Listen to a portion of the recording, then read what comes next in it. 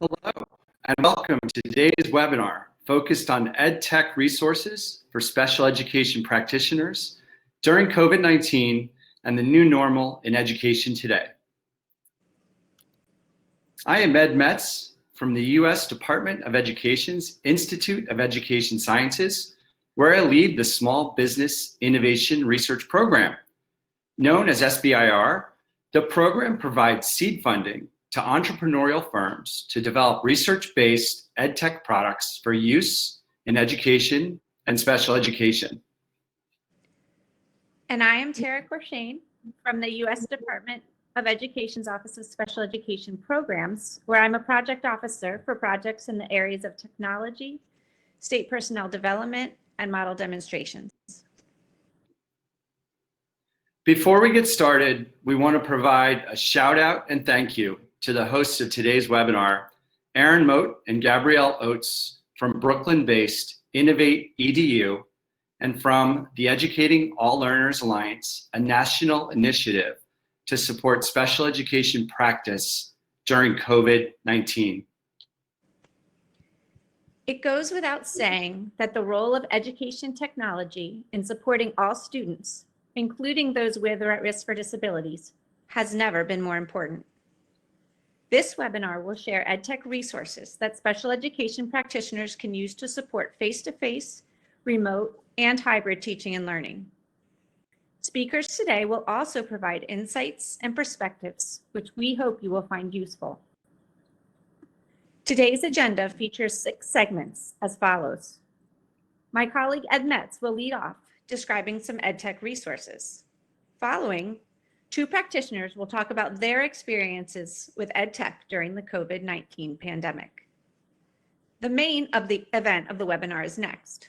5 developers will show video demos of their tools, featuring the unique mechanisms that accommodate students with different learning needs or disabilities, and provide examples for how the tools are designed to support practitioners. We will then hear from a panel of 4 researchers about their initiatives and perspectives in the field of special education and technology during the pandemic. The webinar will end with an overtime session featuring Q&A with one of the developers. Thanks, Tara. Before we get into the conversations with experts and the video demos of the special education tools, we wanted to let you know about a few resources created by the developers and organizations who are participating in this webinar. First on the list, the developers presenting videos today are part of a larger group, the Special Education Innovation Network, that recently published a guide with 20 EdTech resources for special education, whether for in-class, remote, or for hybrid teaching and learning. The guides present a range of research-based digital tools and assistive technologies for young children and students with or at risk for learning difficulties and with moderate to severe disabilities, as well as tools specifically designed for practitioners. The tools were all funded by programs that Tara and I and colleagues lead at the U.S. Department of Education and other agencies across the government. The tools are a mix of freely available or fee-based products.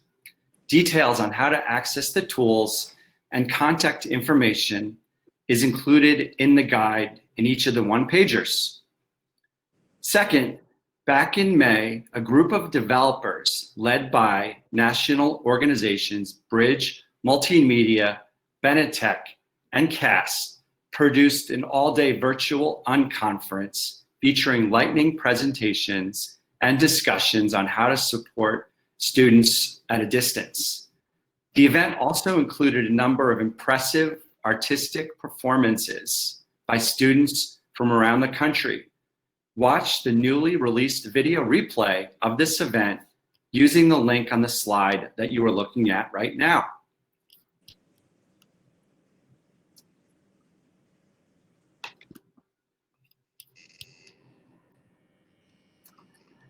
Next, as I noted a few minutes ago, today's webinar is being hosted by the Educating All Learners Alliance. And Gabrielle, if you could just fast forward to the next slide, that'd be great, because I can't seem to do it right now. EALA was launched after COVID-19 to support the continuity of special education services during remote instruction and to highlight best approaches for the field. Check out the educatingalllearners.org website, which is a hub of curated tools, strategies, tips, and best practices for supporting students with disabilities online. Next slide, please, thanks. CAST, the organization that created the Universal Design for Learning framework, provides a number of comprehensive resources, including a website with a range of accessible education materials for COVID-19. Excuse me. Robocall there. Those have been happening a lot. They also provide an online information resource called Framing the Future of Learning with Technology, which provides a broader set of resources. Inclusive, a flexible, adaptive, and customizable learning environment for students with learning needs. And Learning Designed, a professional development micro-credentialing platform. And those are, once again, available from CAST, and they provide a comprehensive set of resources. Next slide, thank you. And lastly, a final set of resources comes from the Department of Education. First, around December 1st, the EdIES program, which I lead, will release a special topic SBIR Phase 1 solicitation focusing on special education. The release date for the solicitation will be around December 1st. If you're a special education developer, this is one to look out for. And for additional resources at the Department of Education, check out the Inside IES research blog, check out the website for the Institute's National Center for Special Education Research, and as well, check out the website for the Office of Special Education Programs. Back to you, Tara. Before we hand off the virtual microphone, we want to thank all of the speakers participating in the event and the innovators who are working to meet the needs of teachers and students. And of course, we want to thank you, the special education practitioners and parents. Thank you for your dedication and work and for making such a difference in the lives of our children and students. Please reach out to Ed and I to find out more about the research programs we lead at the Department of Education to support educators, families, and students with and without disabilities. And now over to Gabrielle Oates from Innovate EDU and the Educate All Learners Alliance, the organizer of the event and the host for the rest of today's webinar. Gabrielle, thanks for all the great work and getting us all organized. Thank you so much, Ed and Tara. We are so excited here at Innovate EDU and the Educating All Learners Alliance to learn, of course, about the guide and the work that you're doing, as well as to support innovations in special education and technology. And working with you on this is incredibly important, and we appreciate that we're able to share this with everybody here. I actually am going to go ahead and introduce some of our upcoming speakers, which you'll see on your screen here. So again, I'm happy to introduce special education practitioners Rita Peterson and Amy Campbell, who are both tuning in from Washington State. And we're going to start off with a short conversation about EdTech during COVID-19. Hi, Rita. Hi, Amy. Hi. Want to give everybody some time to make sure we're unmuted so you can join us and listen in. But we were able to connect with Rita and Amy about some of the challenges and great results that have come of the past few months with innovation, particularly in the tech space. And so I want to hear from them a bit of their perspective, which many of you in the audience may share on some of these challenges.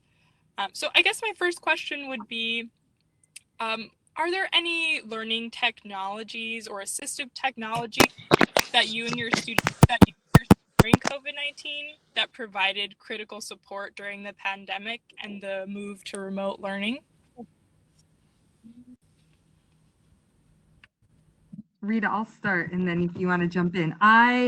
First, thank you so much for having me today. And I wish I'd had your list of resources that were available starting in March of last year. But what I found was a lot of the EdTech resources that I was using in my classroom with students to help facilitate reading and writing and math, I had to suddenly figure out how to get those into homes, and so that parents could use them on their devices. And some of the platforms that we were using, it was exciting for parents. They'd never seen the way their children could engage in academics until they saw it on these EdTech resources, because it really is a gateway for the students to be able to showcase. If they don't have clear expressive language, they can still show that they can read, or they don't necessarily have great fine motor skills. We were using EdTech resources that allowed for facilitated keyboarding and predictive text options, and parents were just so excited to see how the technology supported their students At and my really level showcasing in their Washington, skills. I teach mild to moderate high school students who qualified in special education. And it mirrored what Amy said. We needed kids to start accessing some of the extensions and the pieces that we were using in school when we support students with their general education work. And so some of the things, the real concrete pieces that we used quite a bit was read write extension, which allows text to speech, predictive typing, also does some pictures with vocab for students in history and science that we often need at a secondary level. The big piece that I worked hard on last spring and this fall is really that interactive piece with students. How do I support students with their academic work from outside of my classroom?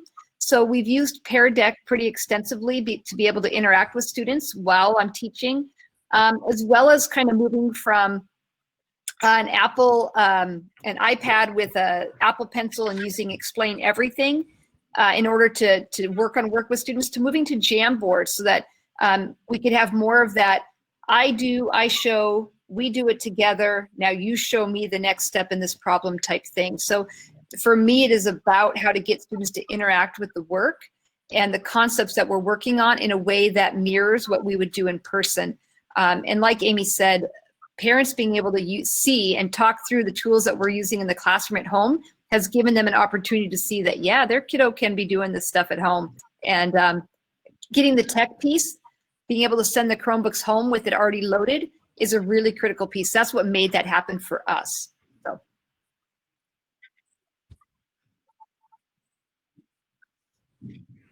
Absolutely. Yeah. Thank you both. And absolutely, like Amy mentioned, it's that ability for even the parents to see if their student is nonverbal, maybe a different way that they do learn, and these kind of tools enable them to see that. And it can be a very unique experience for families as well.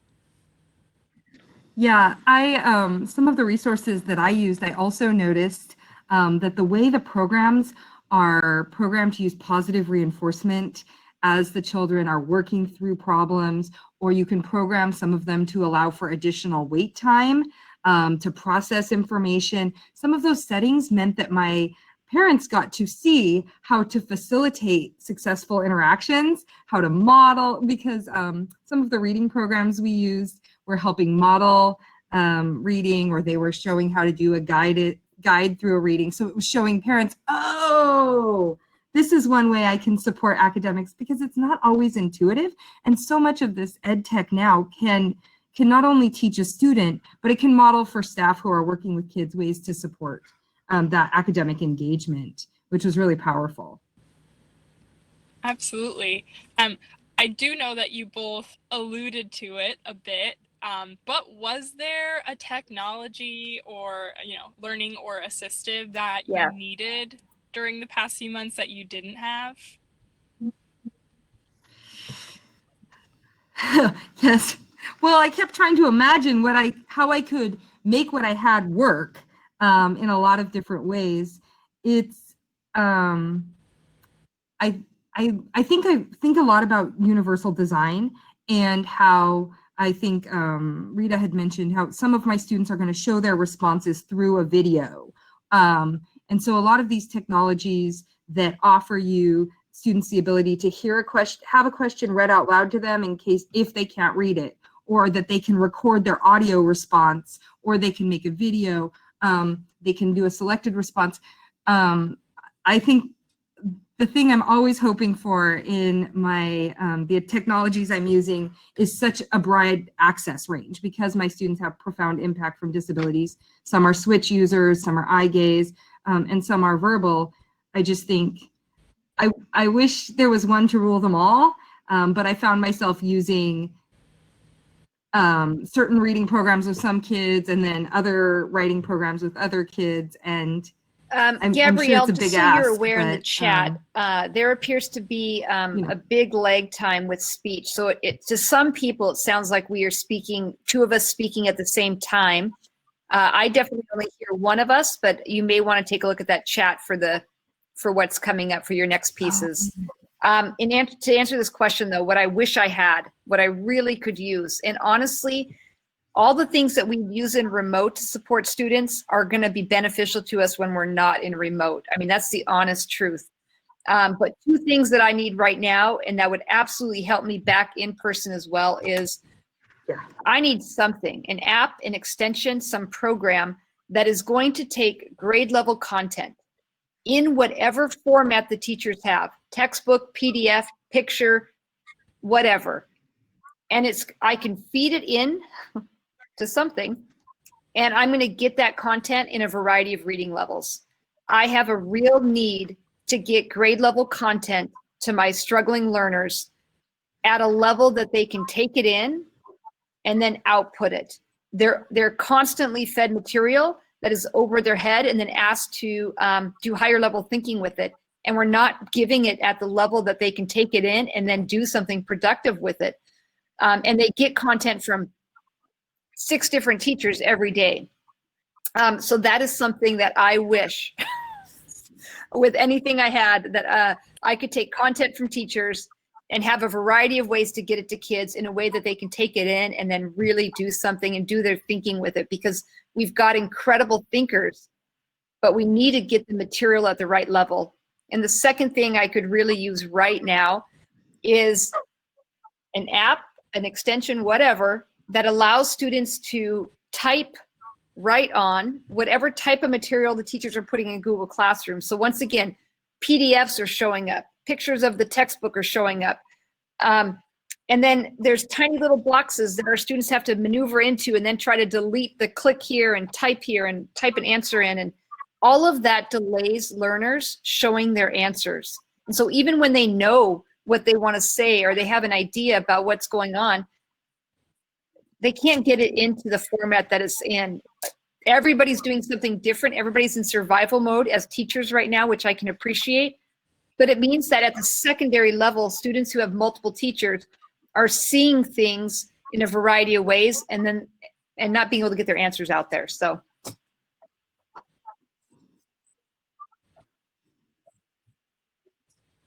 Absolutely. And it does seem for many that they're experiencing these same troubles. I was seeing some people offering some encouragement in the chat to you, Rita, and they were actually suggesting a site that many others who have this complication may want to try, which is rewordify.com. That's one I was seeing commonly added into the chat.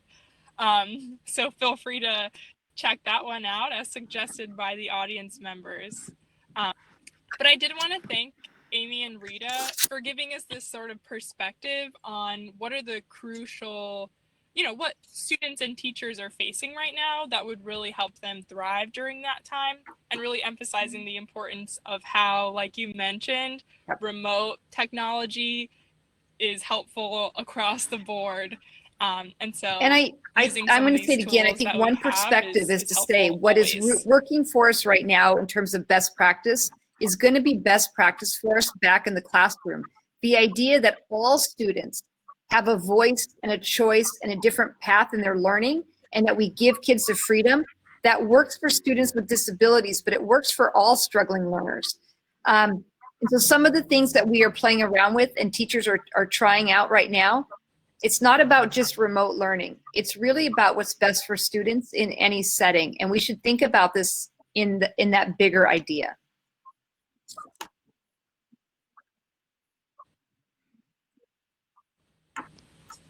Yeah, I have to just echo that the ed technology has changed the way students with profound impact are engaging with their peers, because now I have more. I didn't have it before. We're using it in new ways, and it's allowing a lot of students to interact in new ways. So I'm excited to see it grow, and I'm excited to see what's going to be available for us in the future.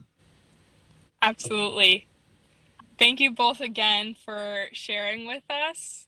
And we do now want to continue on into our demos. So I'm going to go ahead and introduce you here to our demos.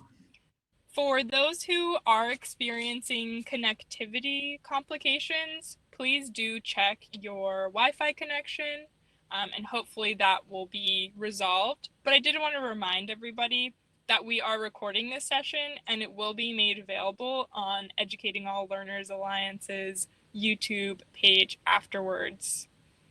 But like I mentioned, we're going to transition into our demos. As a reminder, after each of our 5 demos, we will be doing a poll for each of you audience members to vote on which demo you would like to have an additional Q&A session after the webinar is complete.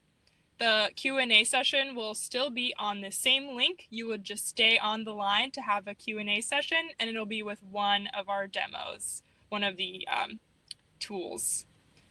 So I'm going to go ahead and present you here Attainment Companies from Verona, Wisconsin, presenting on the Early Reading Skill Builder, a tool that provides reading instruction for children with moderate to severe intellectual disabilities. Intervention tool for students with moderate to severe disabilities.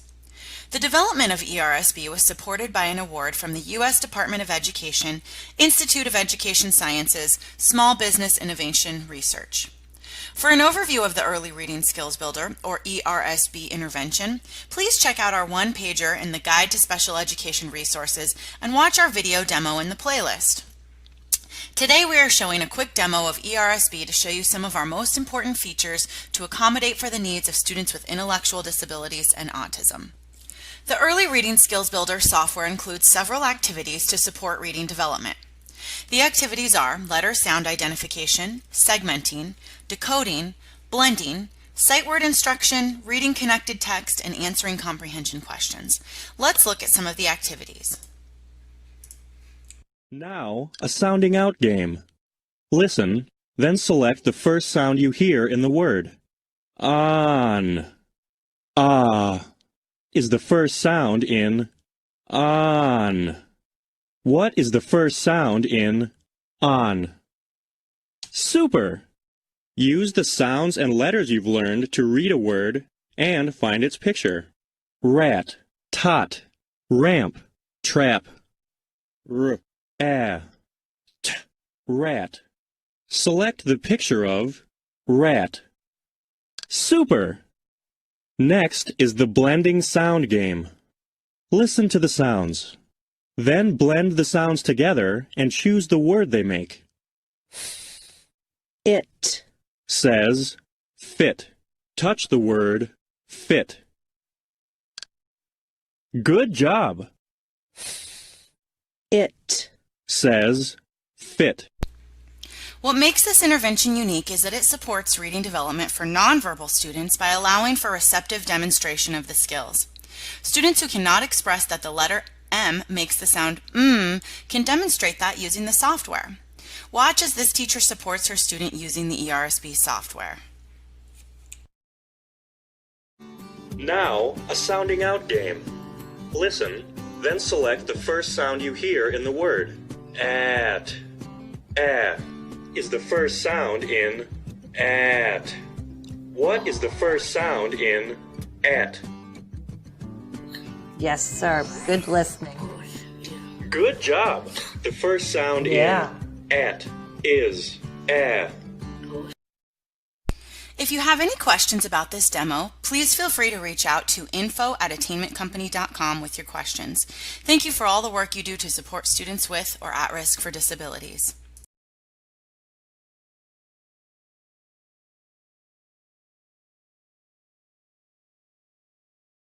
To Attainment Company for sharing that demo with us on the Early Reading Skills Builder. We are going to go ahead and move along to demo number 2. So second in our lineup is Avenue PM by researchers at Penn State University. And Avenue PM is a tool to support teachers of students who are deaf or hard of hearing. Hello, I'm Sue Rose from the University of Minnesota. Simon Hooper and Rain Sperling from Penn State University and I are the Avenue Progress Monitoring Lead Development Team. Avenue PM is software specifically designed for students who are deaf or hard of hearing. For an overview of the Avenue PM website, please see our one-pager in the Guide to Special Education Resources and watch our video on the playlist. Today, we are showing a quick demo of the website, featuring our unique, fun, and efficient software tools and tasks. Avenue PM includes 8 developmentally appropriate student measures. The student apps require no more than 1 minute to complete.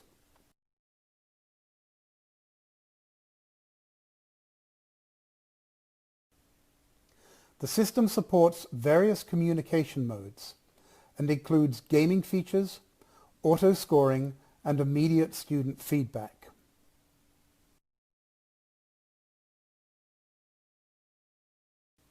Several measures are suitable for hearing students, as well as students who are deaf or hard of hearing. Teachers can use custom tools to score students' video performances.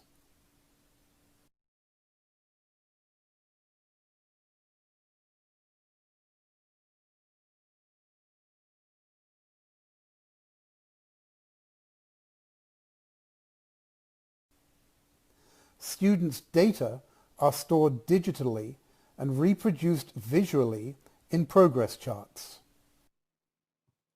If you have questions about this demo, please feel free to contact me at srose@umn.edu with your questions or comments. Thank you for all the work you do to support and ensure opportunities for success of our students, especially those who are deaf, hard of hearing, and language learners as well.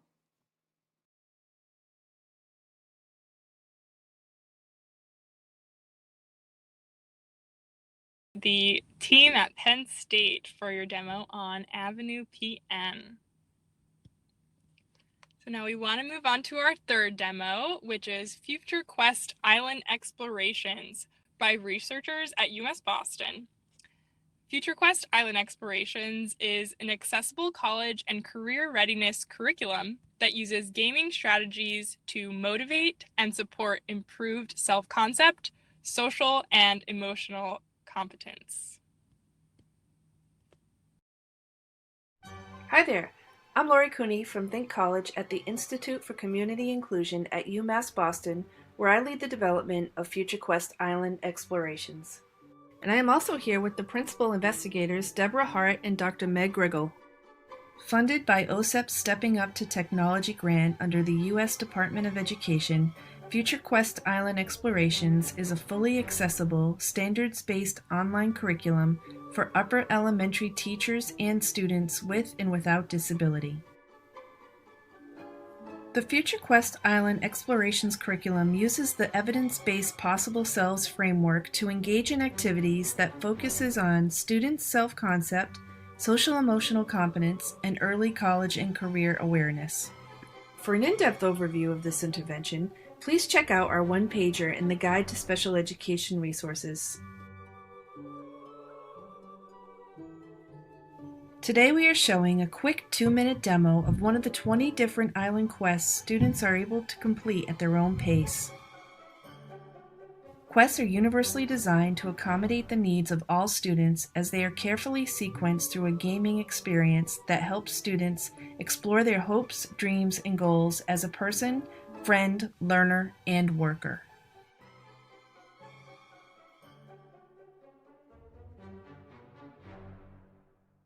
Here on Island 2, students choose between which pictures and words best describe who they are as a worker and friend. The online mentor, also known as Captain Bluebeard, is always there to guide students with narrated text. Select which image describes you better. I am a person who is on time, is running late. This built-in accessibility feature not only personalizes the student experience, but is especially helpful for kids with print and visual disabilities, intellectual and cognitive challenges, and students who use English as a second language who may not necessarily have assistive technology devices. As soon as the student completes the quest on Island 2, they can select up to 3 of their favorite badges to add to their possible selves tree. Badges can be changed at any time. Select up to 3 badges for your roots branch on your possible selves tree. These are some of your preferences. Great! Those badges have been added to your possible selves tree and can be changed at any time. Next, students complete the Who I Am reflection writing prompt, which will become part of the student's online portfolio that can be shared in IEP meetings with other teachers or professionals and with family members. Thank you for taking the time to learn about our project today and for the incredible work you do to support students with high needs or at risk. If you have any questions about this demo or would like more information, please feel free to reach out to lori.cooney@umb.edu with your question.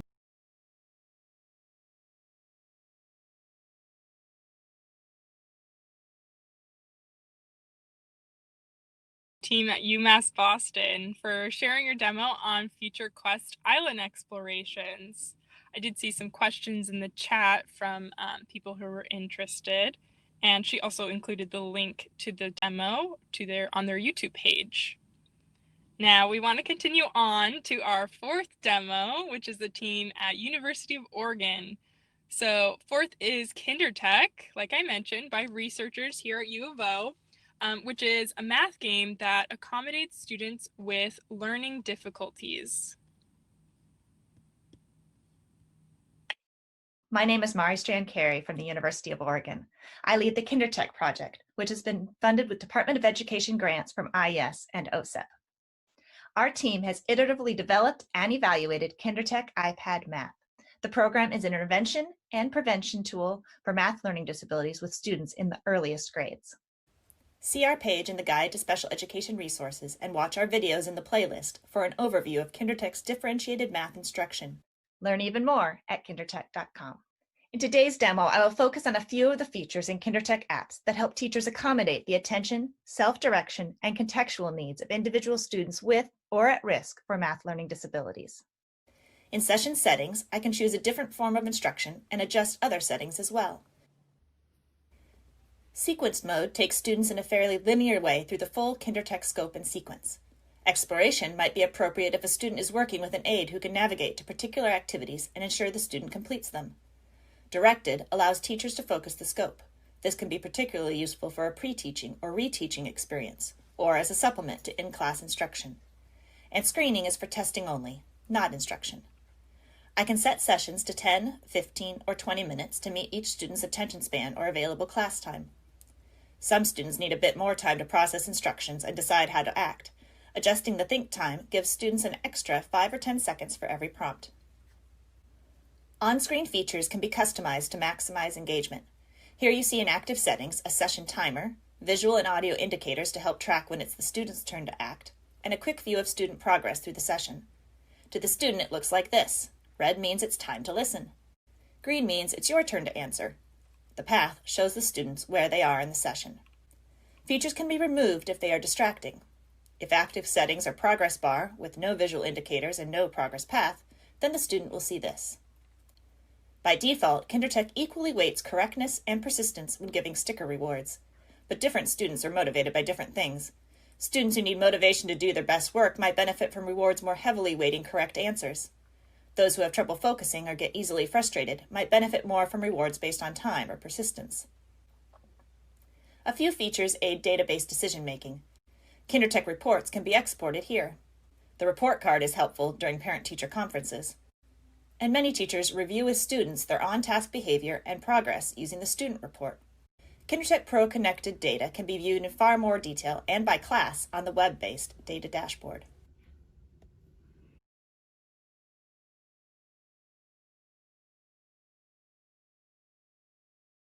kindertek is available in 3 versions to fit any preschool through grade 3 learning context, including blends of at-home and in-school learning. Check out the App Store or kindertek.com to find the right match for your students.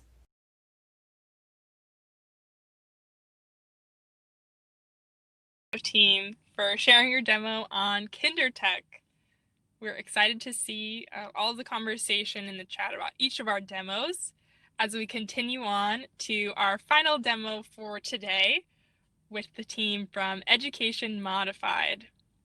So this final video is by Boston-based Education Modified, who developed a platform for practitioners to enter IEPs and keep track of progress. Founded by special ed teachers, EdMod was built to bring special ed out of the compliance-only world and back into the classroom. Unlike regulatory compliance systems, EdMod gives teachers access to the information they need and to the workflow tools to do their jobs well. With EdMod, teachers can quickly see which students have which plans in their class. They can also easily filter by accommodations and manage them to see which accommodations are needed for co-planning, activities, or when giving assessments. By clicking on a child's name, teachers are brought to a student's learning biography, a hub of critical information, data, and documents that every teacher needs to know. Teachers can quickly access a snapshot of key high-level insights about a student, as well as learning needs from both the DSM-5 diagnosis as well as IDEA classification categories. Teachers can access job-embedded professional development, where they can see curated interactive toolkits specific to each disability. And so they don't have to rely on Googling or Pinteresting or Teachers Pay Teachering, and know the information they get is research-based. Teachers can also find testing accommodations as well as key documents and forms related to the student, utilizing Google Docs, Dropbox, and OneNote integrations, creating a centralized and secure place to store information. Teachers can also access progress monitoring dashboards for goals and interventions. Any teacher, paraprofessional, or even social workers can see what goals a child is working on, what data collection tools are being used, as well as teacher notes and evidence for that data. For example, teachers can see student work, classroom-based measurements, or even reports from systems like iReady, Newsela, or EasyCBM attached to every goal. Also, teachers get an automatically generated graph to easily see and track progress for every student's goal. EdMod's team board is a place for real-time communication related to students' daily challenges, celebrations, behaviors, or even parent contact. Teachers can engage with others, mention their teammates in order to get notifications about specific messages, and engage in threaded discussions, keeping communication with students all in one place. Lastly, Education Modified has an entire research library of over 350 research-based strategies that teachers can filter by specific skill gaps. They can see what strategies are working or not working and access interactive toolkits that provide teachers with everything that they need in order to implement the strategy with fidelity, all in one place. Education Modified brings the IEP to life by providing teachers with workflow tools and research-based content to support them beyond regulatory compliance systems. Thank you for watching. If you would like more information about Education Modified, please go to educationmodified.com.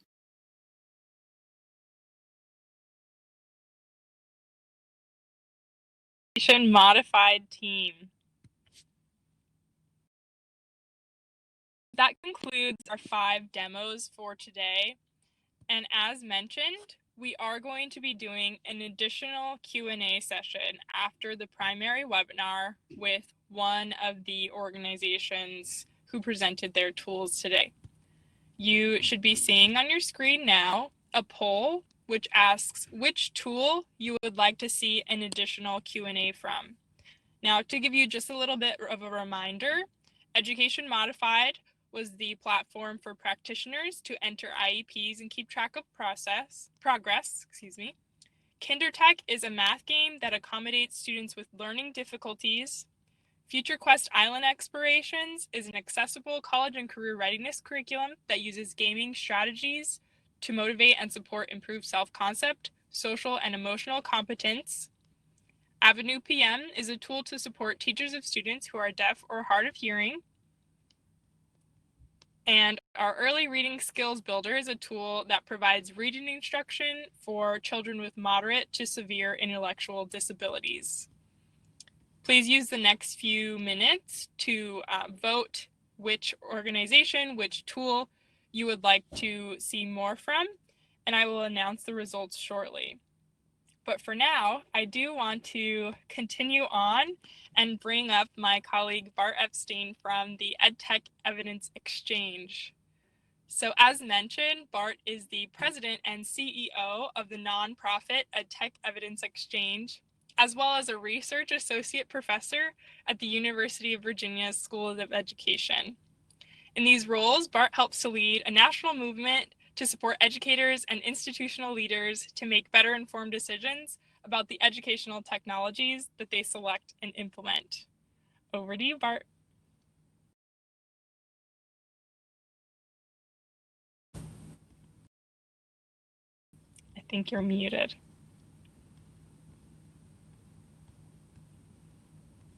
Just 1 minute as we connect to audio.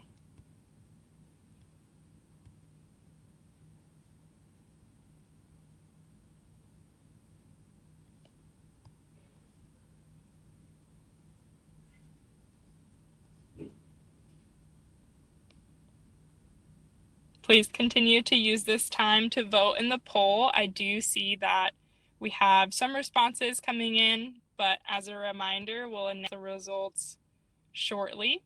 So please do vote.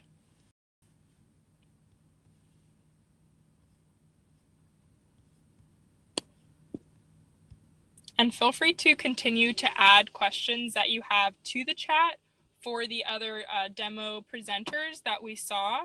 We can address any in the chat as they were going along, as you saw, but we can continue to answer more and also address them in the recording afterwards. Can you hear me now? We can hear you, Bart. I'll go ahead and pass it over to you. Great, thank you. Hi, everybody. So nice to be with you today. I'm excited to give you a heads up about a special project that some of you can have an opportunity to be involved with, hopefully in the coming years, if you are educators or administrators. The EdTech Evidence Exchange is an initiative out of the University of Virginia's School of Education and Human Development, where I'm on the faculty. We are a nonprofit public charity that's funded entirely by philanthropy, and we are working to help make better information available to teachers about which education technology tools are most appropriate for each different context.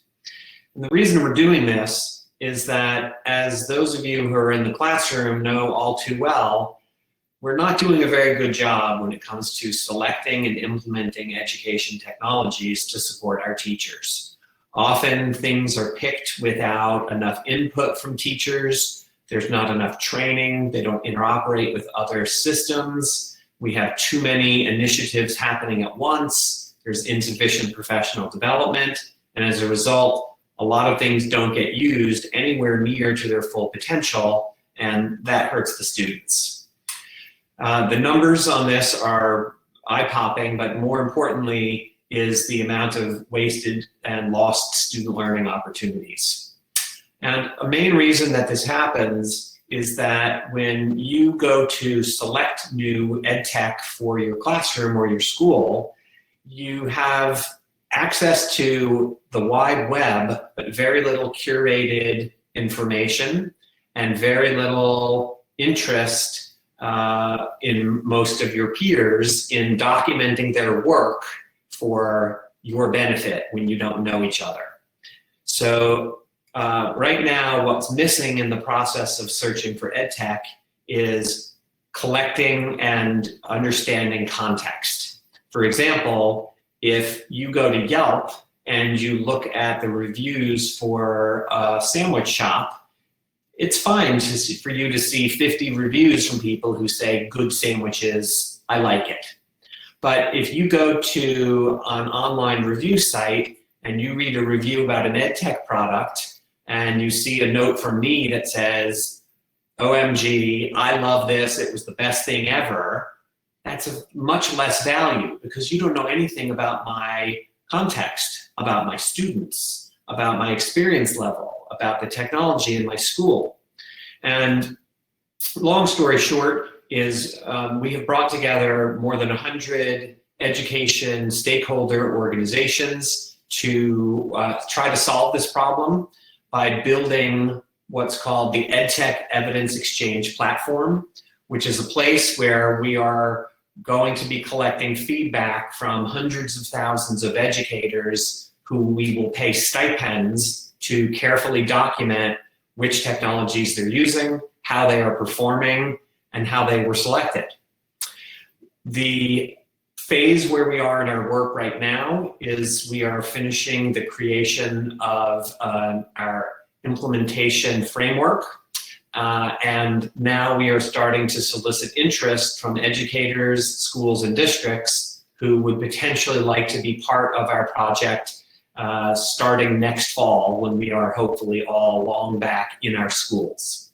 So as part of this process, we are seeking tens of thousands of educators, including a representative sample of special education teachers, to tell us about how their schools and their school environments are impacting their teaching and which specific tools they are using and how they're performing.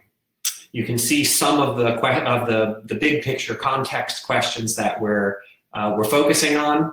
All educators who are going to be selected to participate will receive compensation. We know you're extremely busy, and unlike a Yelp review, which takes 2 minutes to do, spending 30, 45, or 60 minutes providing feedback is something that is time consuming and needs real compensation.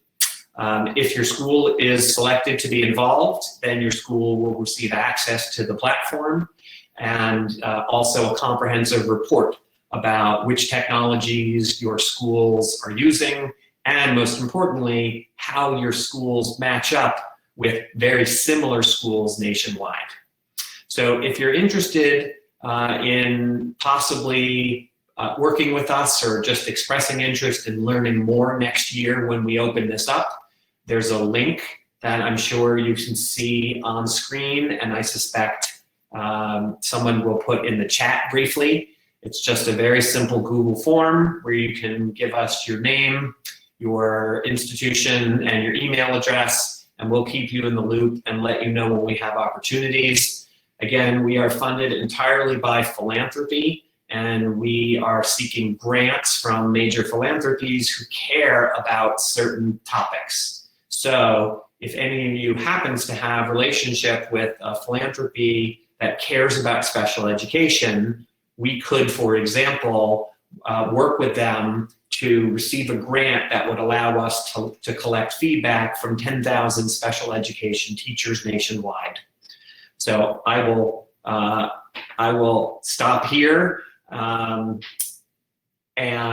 look at the chat, and thank you very much.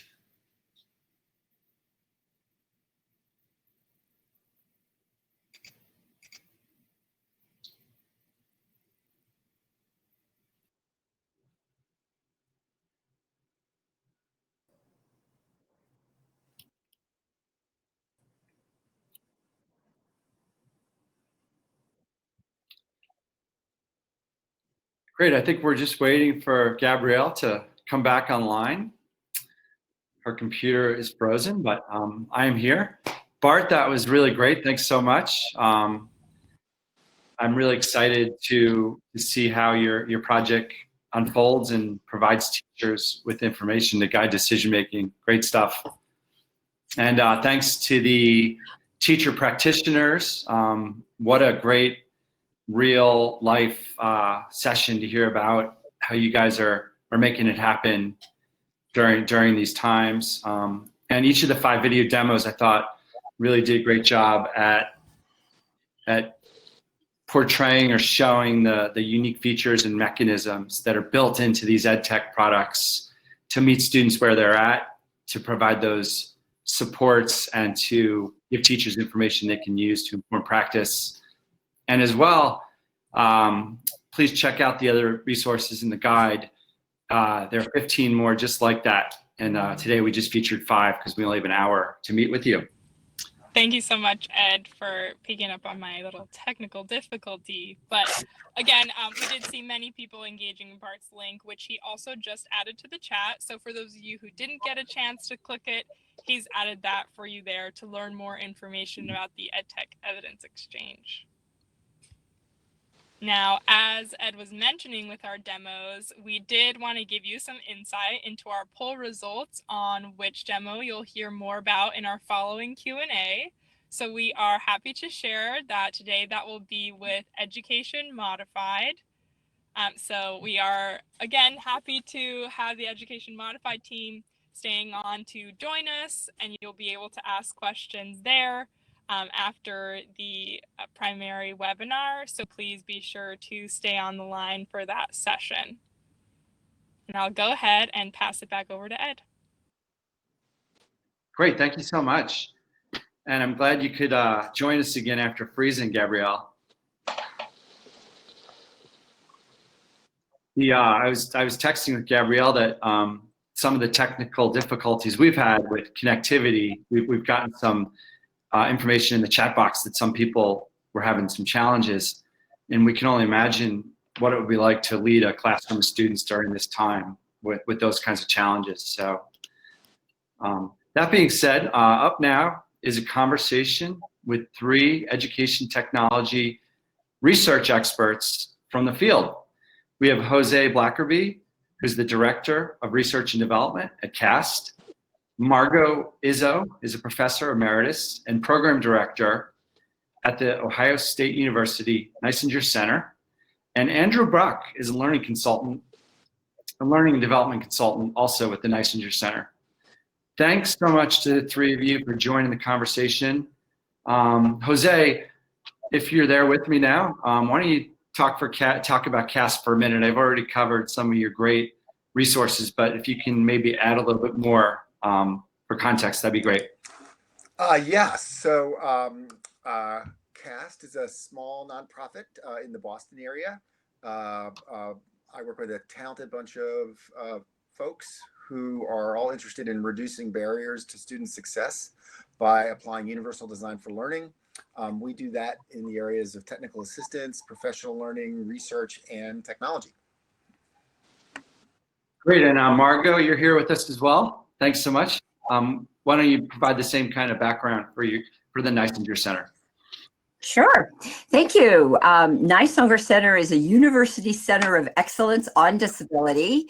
Every state has a university center in your state, but all of our centers do different things.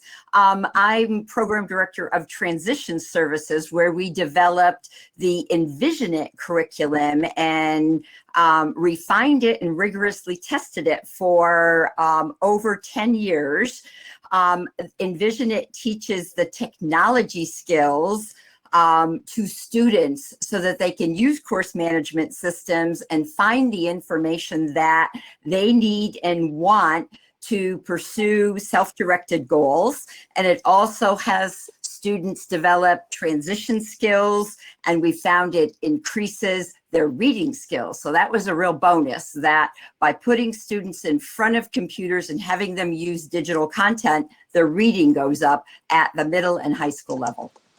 Great, and that there's a one-pager for that innovation in the guide as well. So attendees, you can check that out. So and Andrew's with us too. Andrew, hello. Are you on the phone with us now? Yeah, hello. Can you hear me? Great. Glad you could join us. Thanks so much. So I'm going to turn to our 2 questions for our expert panel to respond to. The first is thinking about EdTech since the emergence of COVID-19 and the change in education. What would you consider to be a silver lining or an area where EdTech was able to meet the challenge? And then part 2 to that, of course, is what would be something that would need to be improved to support students with or at risk for disabilities? So sort of a positive and something we need to work on as a field. Jose, I'm going to hand it off to you. Looking forward to hearing what you have to say.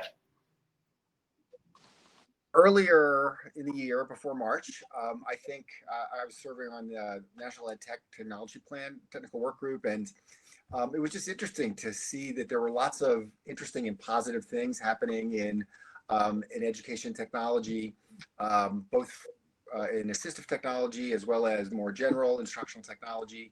And it was just interesting to see how people with students with disabilities are much more at the center of that conversation than they had been in the past. So that's really good.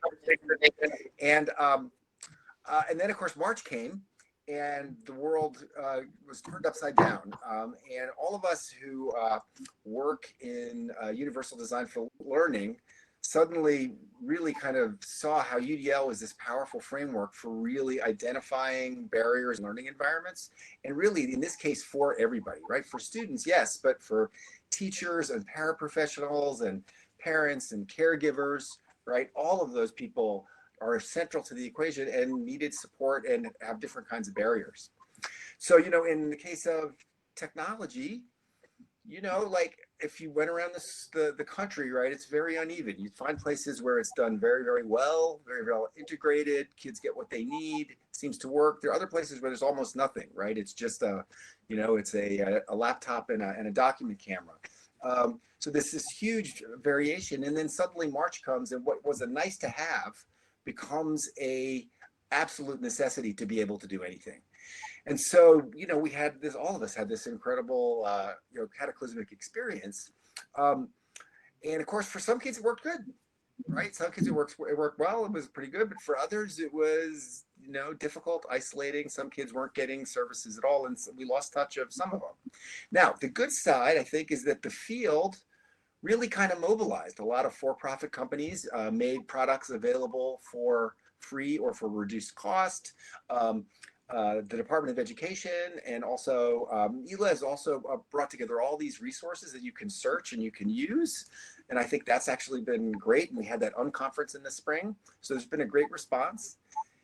At the same time, in some ways, there's almost too much, right? There are, it's hard to know what to search for. There's so many options, so many programs, just like Bart was saying, you don't know how evidence-based they are. And then, of course, once decisions are made about ATIT and the various kinds of software, once they actually get, they get to the school door, they don't always work well together. So we hear things like things that should be simple, like logons and passwords, and where do I send this and where do I send that, end up taking up a lot of time and become an executive functioning challenge for everybody. Great, that was right on the money. Thanks, Jose. Andrew, I see you in person now. Glad you could tune in on the webcam here. Why don't we hand it off to you for sort of a silver lining and then something to think about that we need to do next. Yeah, great. Thank you. And great to be with everyone. I think to me, one of the most positive impacts of EdTech is just the sheer abundance of tools and resources that have been produced to support school systems, from an array of learning and course management systems, most of which are free, to comprehensive databases that support transition services and college and career readiness initiatives, such as Career One Stop, the Occupational Outlook Handbook, and ONET Online, all of which are federal websites. And of course, state examples include Ohio Means Jobs, Virginia Career View and Minnesota's CareerWise. However, and this probably echoes some of what Bart was getting at, each course management system has its own learning curve and requires a certain degree of professional development and practice for educators to use them effectively and fully, and that goes for other tools as well. And usually these systems do not play nicely together, and so sometimes that can force a singular strategy that can limit exposure to multiple tools.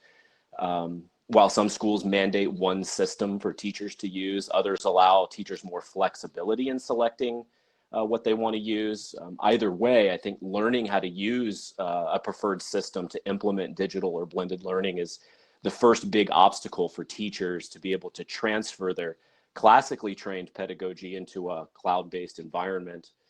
Of course, this also goes to curricula.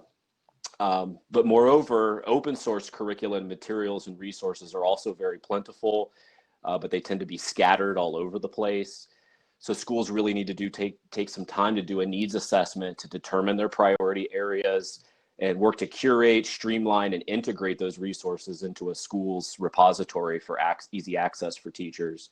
Some options are more expensive and some tend to be more static than others, which can prevent personalization or implementation through different systems or modalities.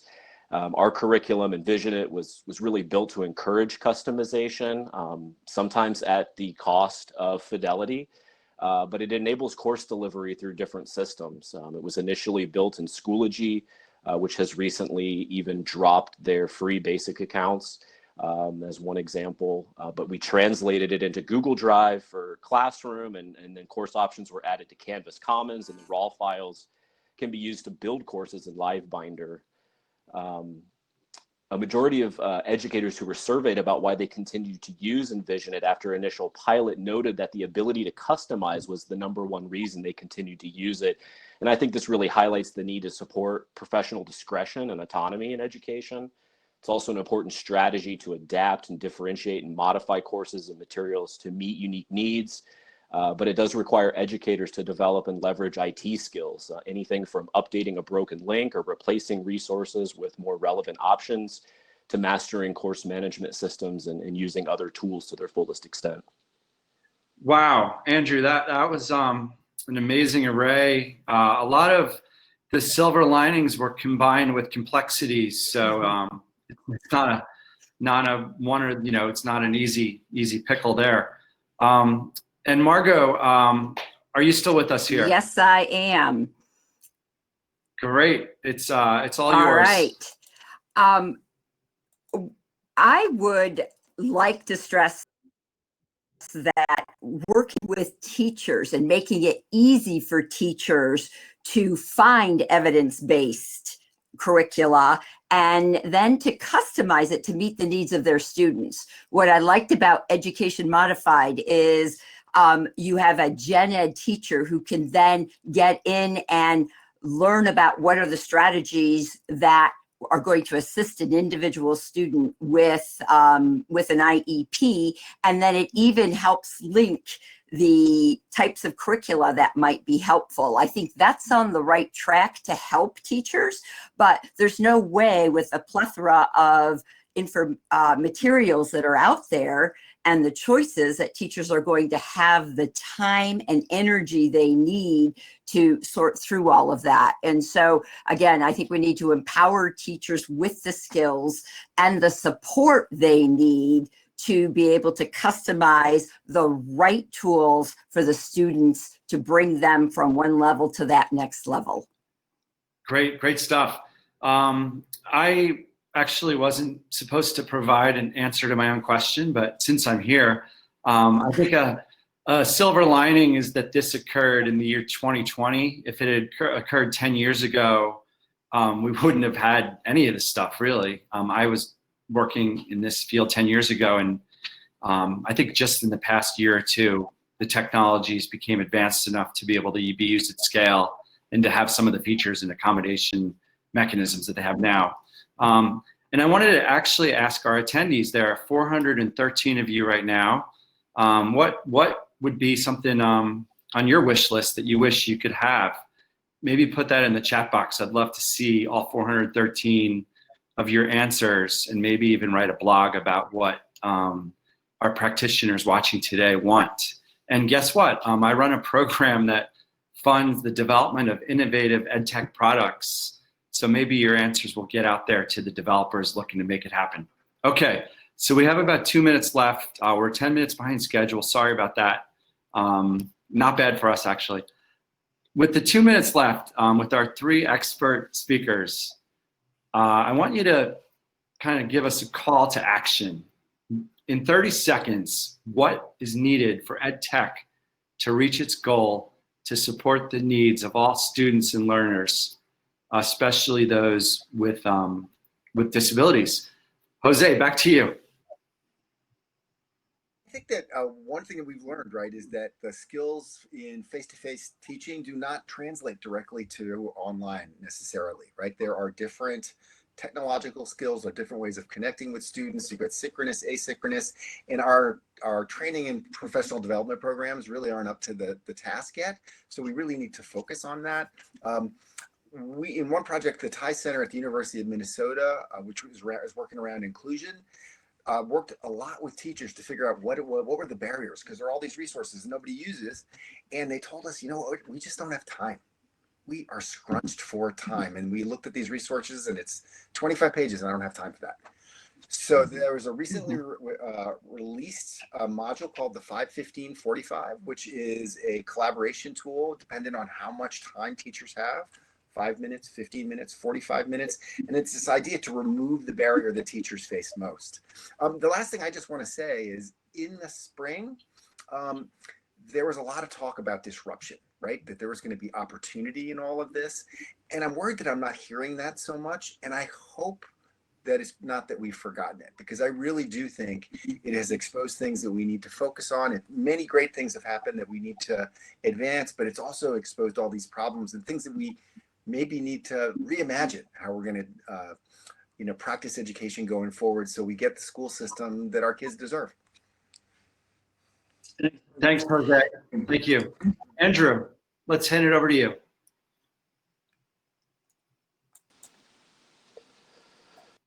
Call to action. Yeah, I've heard that a lot in the field. It is a critical time crunch where we're mandating so many things to teachers, and for them to be able to have the time themselves to even lesson plan, let alone deliver quality instruction to students, is quite overwhelming. Teacher training programs, I think, providing services to educators to allow them to become more comfortable with a bigger range of tools. Oftentimes as students, you only get that one-dimensional perspective from the student standpoint, rather than learning how to use different systems, let alone being exposed to different tools that are out there, as well as how they're measured. I would also say, developing those IT skills and becoming more confident in yourself is important, but also not being afraid to ask students for help in the middle of the process. Oftentimes students are the greatest teachers in the teaching and learning exchange. And I think, being open to that is important. Implementation science says that using new tools and technology can take anywhere from 2 to 4 years. I think that the biggest thing that I would always tell teachers is to take it in stride, to be patient with the process. And oftentimes a small step is the best foot forward. So for instance, with a curriculum like Envision It, it's comprehensive. It could cover an academic year course, but you might find one lesson or one new age appropriate transition assessment that you can use with your students today or by the end of the year. So take it in stride, be patient with the process, and just keep that professional development going for yourself to develop your own IT skills to be comfortable. Okay, great. So your call to action is let's support those teachers who are trying to figure out what to use and how to integrate it. So that definitely aligns back to Bart's talk there. Thank you.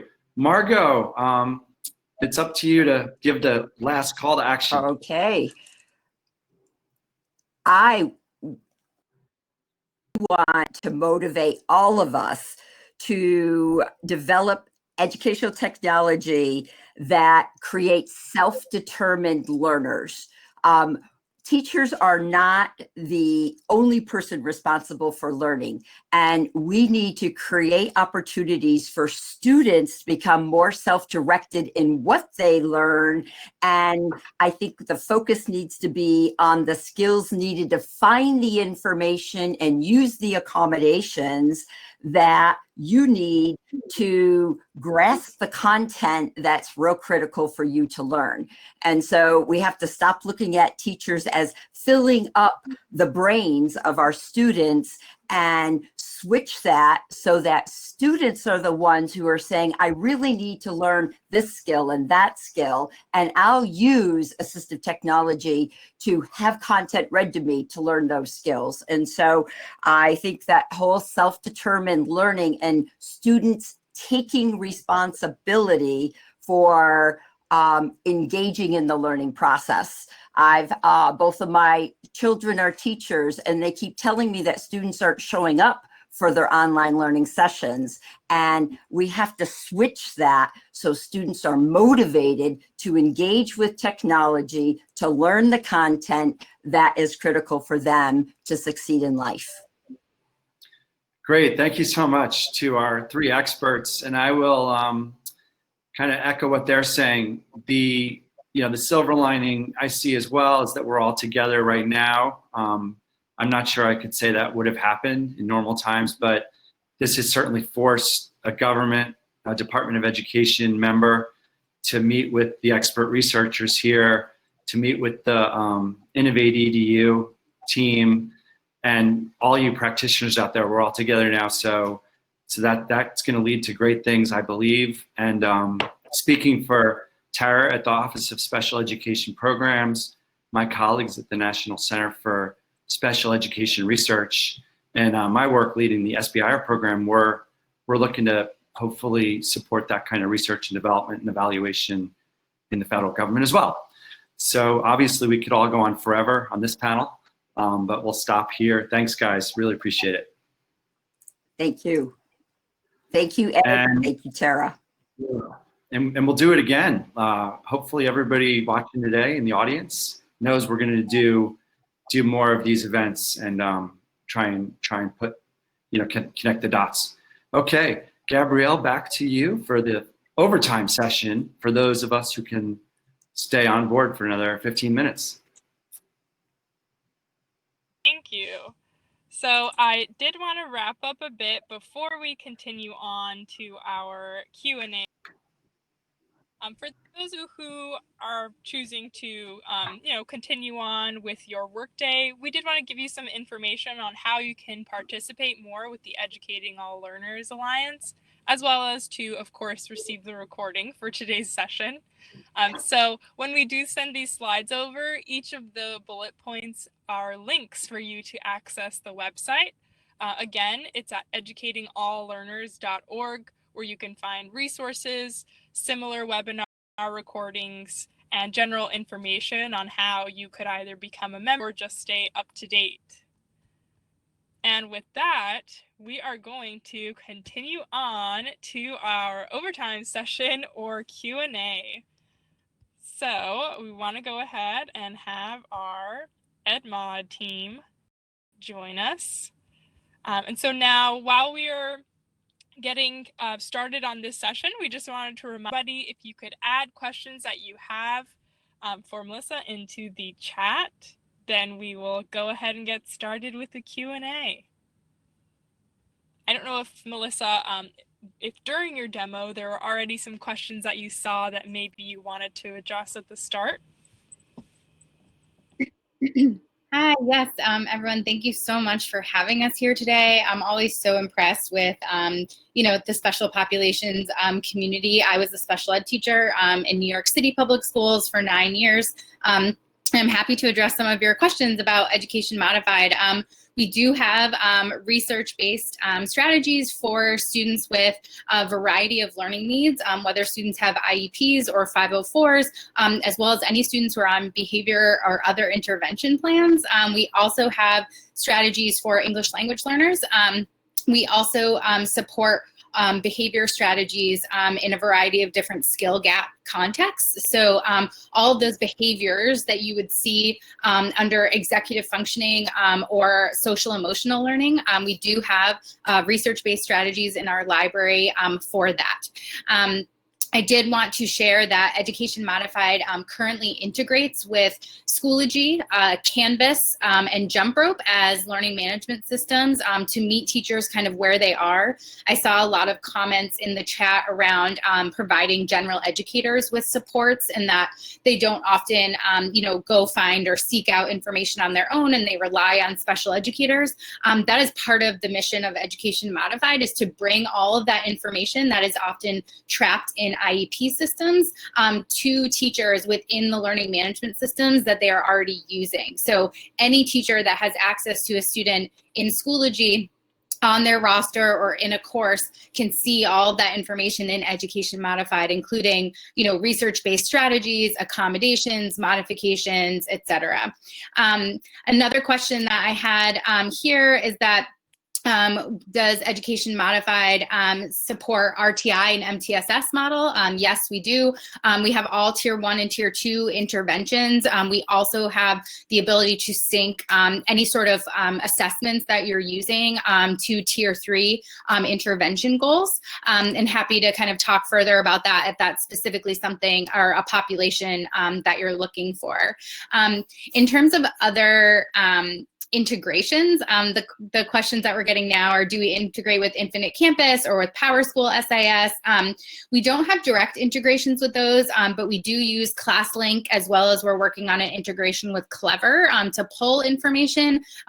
Unfortunately, as many of you are probably very intimately aware of, a lot of these technologies that you're referencing are hard to work with, or impossible for us to integrate with all of them. But for those of you that are looking for PowerSchool, PowerSchool recently purchased Schoology, which is one of our integration partners. So we would be happy to explore a further integration with that. And I'll put my email in the chat as well. Alyssa, if you wanted to add in your email now, I know there was one question that I may not have seen answered, and the person was asking if there's a training that's provided for teachers to use the EdMod system. Yes, absolutely. So we provide training on how to use EdMod. No more than 45 minutes. We get all of our training sessions done within your existing sort of workday or professional development schedule. Education Modified was built with specifically user design and user interface in mind. So unlike other EdTech tools that are hard to navigate or non-intuitive, our director of design and our UX designer used to be a speech and language pathologist. And so we make sure that we do that. We are working to support different kinds of professional development as well. So we also do PD for general education staff in particular, or we do separate trainings for paraprofessionals on how to use Education Modified. And so, we're happy to do that. And again, that's included, and we make sure that it's within the time frame that works best for your schools. And I did see another question. Someone was asking how the information is input into EdMod or integrated. Yeah, absolutely. So we take your IEP information, whether that's in PDFs, whether you export that from Frontline, whether you send us spreadsheets, kind of no matter what state your data is in, we upload that into Education Modified using a secure system. And then we set up a maintenance schedule with your school or with your district to make sure that every time a student's IEP is updated, it's also updated into Education Modified. And so we're working on other integrations with direct IEP systems, but unfortunately, they don't have open APIs. They're a little bit, tough to work with, but we are completely FERPA compliant.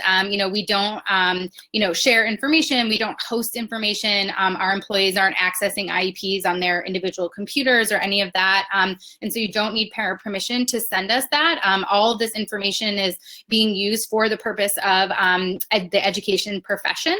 And so you don't need to worry about any sort of, FERPA compliance. And then the information that's shared from IEP systems, it depends on what you find to be most accurate. And so you can choose to share test scores, accommodations from IEPs.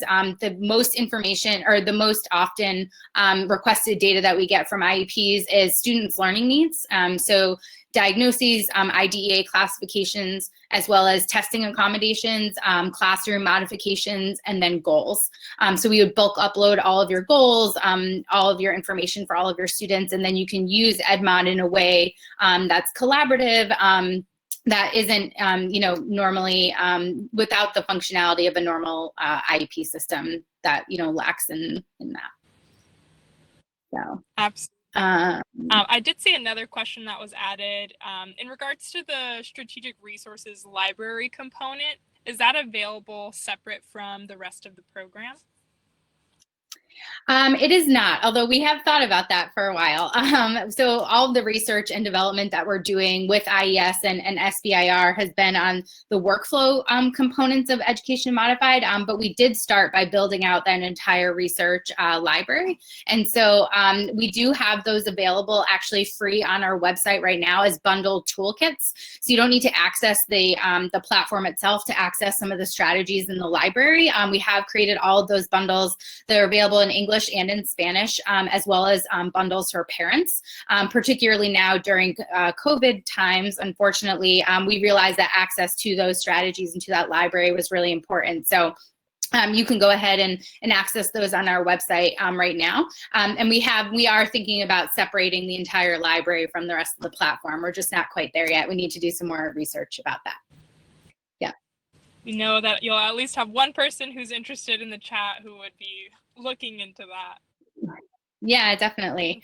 And then just to quickly get back to why it's not FERPA, the only information in which is being shared is that information that is available in an IEP, in which any teacher that has a child officially on their caseload or on their roster legally has access to. And so, when you're accessing when a teacher is accessing Education Modified, you're only accessing the students that you have in your caseload. And so you don't need specific permission to be able to share that information. And Education Modified isn't hosting that information anywhere. We're not sharing that information with anyone else.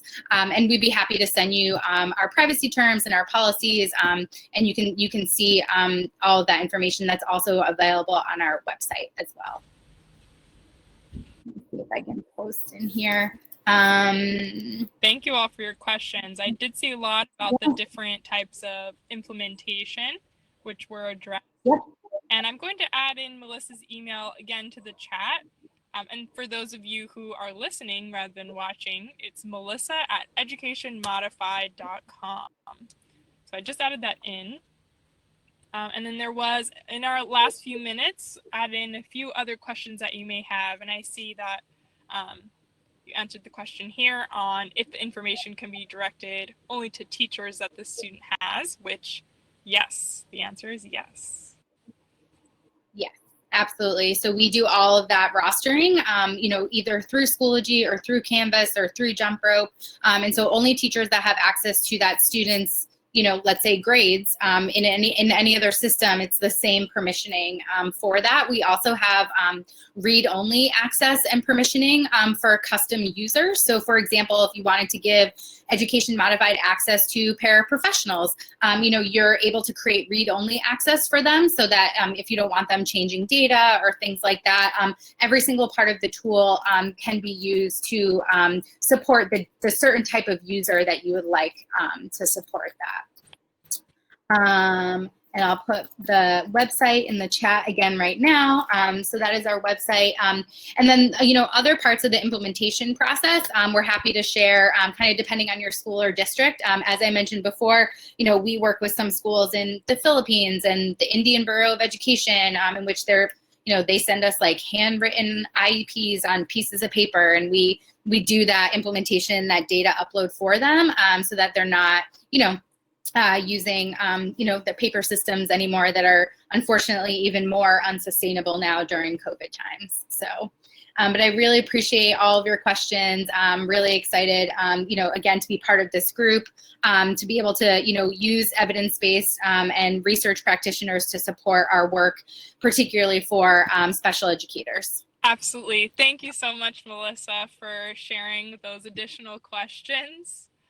That does come to the end of our time, unfortunately, but it definitely has been a jam-packed hour or so. So we thank you all for joining us again.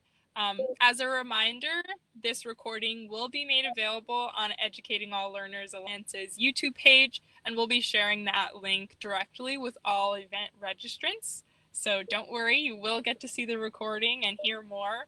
And the information to contact each of the presenters, as well as the guide, will be included as well. So don't hesitate to reach out. But again, I want to thank all of our presenters for today, as well as Ed and Tara from Department of Education for partnering with us at ELA. And I hope you all have a great remainder of your day. Thank you so much. Thank you so much.